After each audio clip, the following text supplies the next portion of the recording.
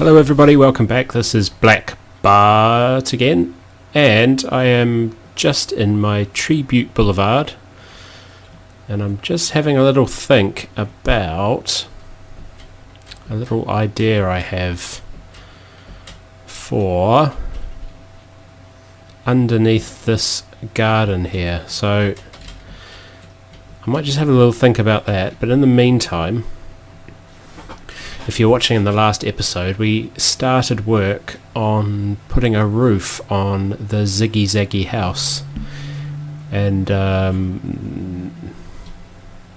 no zombies yet in the fountain, and that's complete now. I'm really quite happy with it, but this is a problem. It is just slightly dark enough in here. Come here, Mr. Oh no, I'm out of arrows.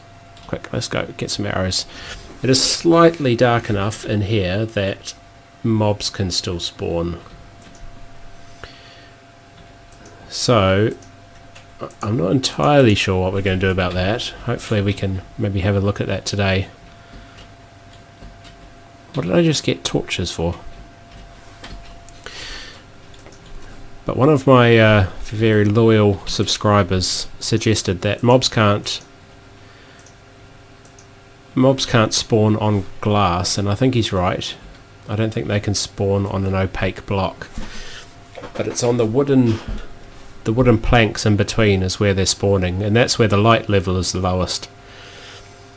So perhaps we can maybe design the walls, internal walls in the house, so that they are unable to spawn there because there's a wall in the way. But we shall see. I'll just go back inside. We'll deal with these mobs, and then we can have a bit of a closer look. I've been very busy between episodes. It's been a little while since my last episode. But my last episode with the garden went down really well. I had lots of good comments. Everybody seemed to think it was a really good addition to my world here, so thank you if you commented or liked. It means a lot. Let's go see. Did those... oh, look how many are in here now. Come here, Mr. Creeper. Oh, and oh, and oh, and are you gonna shoot me? You can try. Okay, 2 creepers and 2 skeletons. So I think what we might start with today is trying to put a few walls up inside our house, and see if with the design of those walls we can help reduce our mob problem.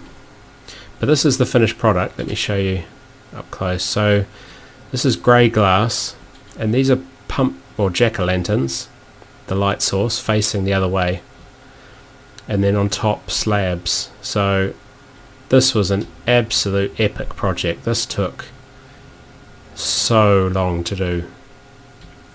It was typically soothing process, but I did have to plant an awful lot of trees, a lot of pumpkins. I had to get a lot of coal and a lot of sand, but I think it's well worth it. It's very different to anything you kind of see, I think. So it's all going to be divided up into rooms in here, but in each room you'll be able to see the roof, and it will be the same in each room, but hopefully we can dress them up to sort of be themed, you know, like an enchanting room will be like a library, etc. So this is the slab roof. I didn't count how many slabs are up here, but it is a lot. They're 3 thick in some places, and at night the lighting glitches through and the whole thing lights up. It's quite neat. I'll come back and show you that later. But let me stop recording, and we'll get some timber and some glass together. Wood, timber, wood. Look how quickly they spawn in here. They love it. And we will start putting up some walls. This is going to be the main entrance to the house. Let me show you. This was the original idea. This is just a temporary entrance. So what we'll have is, this will be a door, this section. It'll come out onto a patio, and then over the water there'll be sort of like a pier, and then we'll come down onto the land and... Oh, hello. No, I don't think so. Where did you come from? So the walkway will line up with the Tribute Boulevard, so every time we go anywhere we walk past and remember the people that have had a tree dedicated to them. And then we will have on the side here an entrance through to under the mountain where we put the garden, and we'll have a look at that later on. Okay, I shall be right back. Hello folks, welcome back. So I've been and got some materials, and I'm just looking about in the house for inspiration really. But I think what we're going to do is we shall just start, I think, is the best way to do this sometimes. So we know this is going to be the front entrance to the house. So let's take the glass out. I don't unfortunately have silk touch, so it's a bit of wastage, but never mind. So let's take this out of here, and I think one of the things we're going to want right by the front door is a bedroom. Obviously our bed can't move because that is set from the very first episode, so I can't move that. But I think the next thing you'd probably want right near your front door in your house is probably your storeroom, because we'll be coming and going for things from our storeroom all the time. So it's actually just becoming night soon, which is great because this house looks so much better in here at night. So I'm looking forward to being able to show you that. But I think what we'll do is we'll continue the wall in the same fashion. So let me show you what I mean. If I get some timber, wood, and start building up again. I think I'm going to put the storeroom on this side, so the wall will come out to here and then go across. So the storeroom needs to be really quite big, and then the door will match up with that arch, but it will be here. So, oh, I've made a mistake already. So I think if I put this one, do,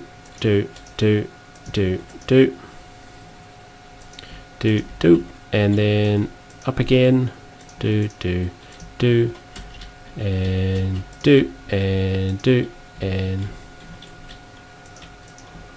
that's good, isn't it? Yeah, I think so.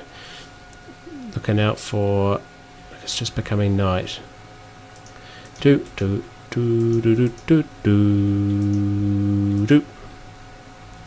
Fine, and then from this side and across and up and across. Yeah, and then no, made a mistake again. I wonder if this actually can work out. I must be able to.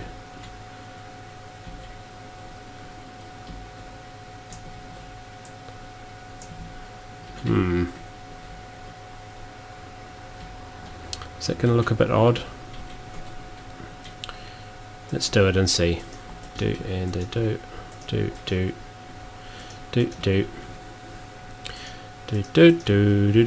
Are you watching for creepers for me? People at home. So and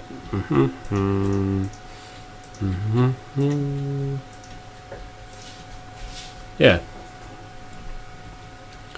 So then I think Maybe we can just put glass in this corner. Let me see. I was worried a bit about how we're going to do the corners of the rooms. But I guess if we just put glass...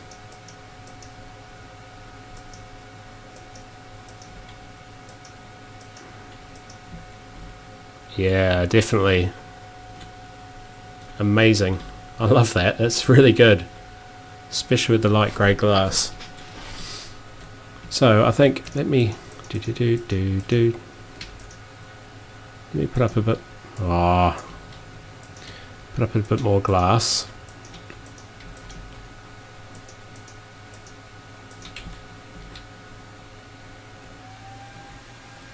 Yeah, it's going to look really good because all the chests are going to be stacked up and you'll be able to see through from the room next door. Oopsie.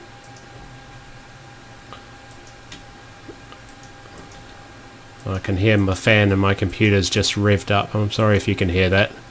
I'm trying to find a solution for that at the moment, but it is so hot where I'm making these videos that it really can't be helped at the moment. My computer gets really hot, and as soon as I start making a video it obviously takes a lot more computer power and it gets even worse. Yeah, so there's our first room inside our house, and this is going to be a doorway. I'm not sure, I really dislike Minecraft doors, so coming in and out of the room I don't want to have to be opening and closing doors all the time, so not really sure what I'm going to do about doorways. I might give that a bit of thought. And again, the spawning around the side here, we're going to have, oh, I missed a bit. I mean, this room is going to be full of chests, obviously, so that the mobs won't be able to spawn where there are chests. Oh, I've run out of glass already. But here, these wooden pieces in between the lights, see how there's no light directly above. These are just dark enough for mobs to spawn, so maybe carpet, or no, that's not going to work. Carpet with lanterns underneath. Something like that. If you're watching, I won't. Well, I might. If between videos, if I have a good idea about how to deal with that, I will. But if I don't, then let me know. I will be reading the videos, so if you come up with any good ideas, I'll certainly implement them.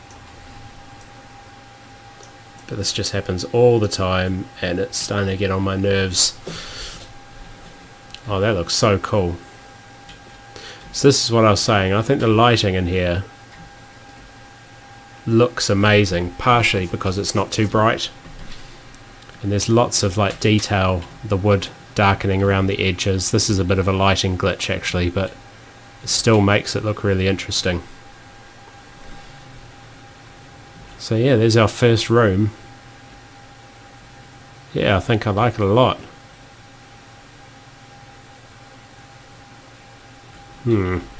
Okay, well I'm going to cut the video for a bit, and we're going to have a sleep, and then we are going to have a look under our garden over there, and I want to talk to you about the plan for that. So hold on, and I will be right back.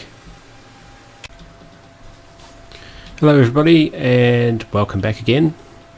So I want to talk to you a bit about what we're going to do with this mountain underneath this garden.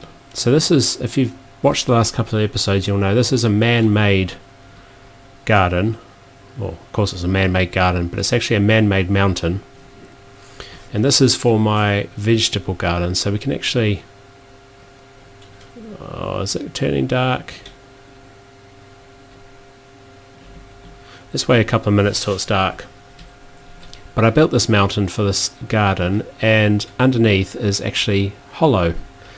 So I had a little idea, because what's been happening is in my house there, obviously there's been lots of mobs spawning, and every time I want to go and sleep, there are hundreds of mobs in the house. And not only that, but if I've been mining and I come back and it's night time, is that, yeah, there are mobs all over the lawn and I can't get into the house, and a few times I've been chased down and blown up by creepers trying to sleep in my bed. So what I kind of thought would be cool would be to, if that happens, we have kind of like a emergency bunker. So instead of running back to the house to sleep, I can run underneath our mountain, where there's going to be a special room with really thick walls, and I'll always be able to sleep in the bed in here because there'll be no monsters nearby because the walls are so thick. And that's what's also been happening in the Ziggy Zaggy House bed, because the house is raised up off the ground, and if there's a spider or a zombie or anything underneath the house, I can't sleep in the bed either. So what I thought would be quite cool is to create a room that I can come to if I'm being chased by mobs, and it's always safe, and I can sleep, and maybe even if I want to, there can be some sort of games, maybe a mini game to play or something to do, and there's a clock so I can see when it's safe to come out, and etc, etc. So I'm just trying to dig my way into the mountainside at the moment, and hopefully we will we'll come out in a big cavity soon-ish, hopefully.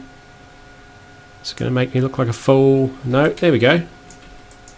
Excellent. So this is it, and it is quite a large space. You can see this is the sloping side of the mountain side.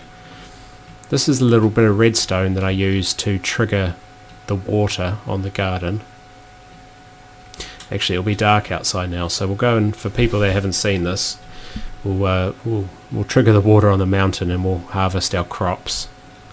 Hopefully there's not too many mobs about. No. Okay, so have we got any dirt? Excellent. So we use the lever inside, the 5+ a day lever. Hopefully it still works. The water should still be flowing, or should be flowing down now. Here it comes. So these water streams wash all the vegetables and the wheat to the bottom, and they're collected in a hopper. I just think it looks really neat, so we're doing it again. I promise this will be the last time, but especially at night time it looks really neat. So there we go, it's harvesting all the crops. Lots of potatoes. Look at all the potatoes. So yeah, so the plan is, oopsie, wrong button, to build underneath here, and I have a little bit of an idea which I think will be quite cool. Look at all the spiders. I wonder if we can get back to our bed. So this is the problem. I wonder if I can sleep with that zombie there.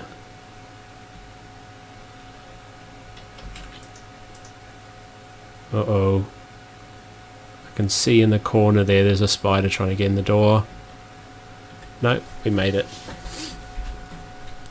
So I've got a little bit of an idea which I think would be quite cool. Is, where's that coming from? Run. If you've ever seen an old TV program called Get Smart, it's a really old program. Well, yeah, it is. It is pretty really old. It is a really old program. At the start of that program, the main character, who's a spy, he's a terrible spy. He's terrible at spying. He pulls up outside the spy organisation in his car, and gets out of the car and goes into a building which looks like a normal building but is actually sort of spy headquarters. And he walks down this long corridor which has all sorts of different doors that automatically open. So there'll be big heavy metal doors that sort of slide open each side, and then there's a big door that sort of goes up into the ceiling, and then he goes a bit further, and then there'll be sort of normal doors that swing open, and he keeps going, and then at the end of the corridor he goes into a room, and there's an ordinary phone box in there, and he walks inside and dials a phone number, and then he disappears through the floor into the spy headquarters. And it's kind of a joke start to a program, but it's something that I remember watching a lot when I was younger. So I think that's what we're going to do here, is we're going to have sort of like a safety bunker under the mountain. If we want to... Oh, no you don't. Oh, no, can't run. Oh, this is bad. Please don't blow up any trees. Do you have any mates? No. So if I want to get to safety, I can run down here, down the Tribute Boulevard, turn left, run down here, and as I run down the corridor, these big heavy doors are going to close behind me, and if any mobs are chasing me, they're going to get trapped. And then when I want to leave, I can push a button, and then all the doors will open and I can leave. So in here, what we need to do is build a room. Oh, thank you, Mr. Enderman.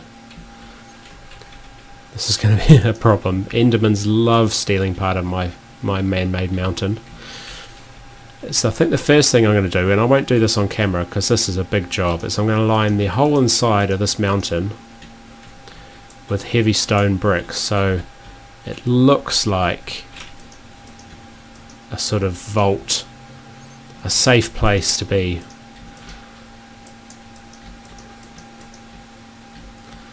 And then inside there we're going to have, this is all going to be well lit up, so no monsters can spawn in here. Mobs. And line the whole thing, and then inside the middle we're going to sort of have a suspended safe room. You can look out, make sure there's no mobs in the mountain, and this is going to be our sort of secret den. And then hopefully in here we can sort of build some, we can have a secondary bed, we can have some something to do, some mini games maybe, and we're definitely going to have to block all this up. But yeah, I think that's probably quite a neat plan, so we'll do that. And the other thing I want to do, what are we going to do about this? I guess we're going to have to move this redstone.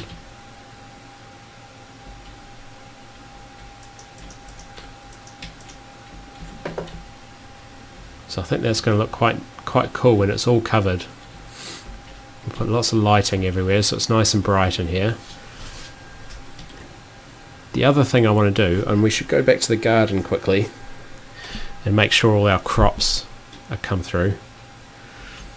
I'll put a link, if I can find a video on YouTube, I think I'm allowed to do that. If I put a link to the opening sequence of that Get Smart program I'm talking about, if you haven't seen it, then you'll know exactly what I'm aiming for. But what I'll probably do is I might build, it's all finished, I might build a couple of these different doors in the corridor before the next episode, and then we might build a couple in the episode and hopefully finish it. But we should have, oh my goodness, we did pretty well.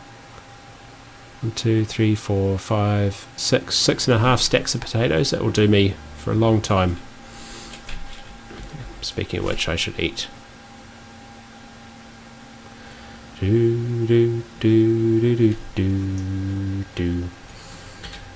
So I think we're probably almost running out of time here, but I think for the next episode we'll look at connecting up to the front of the house there, making a front entrance.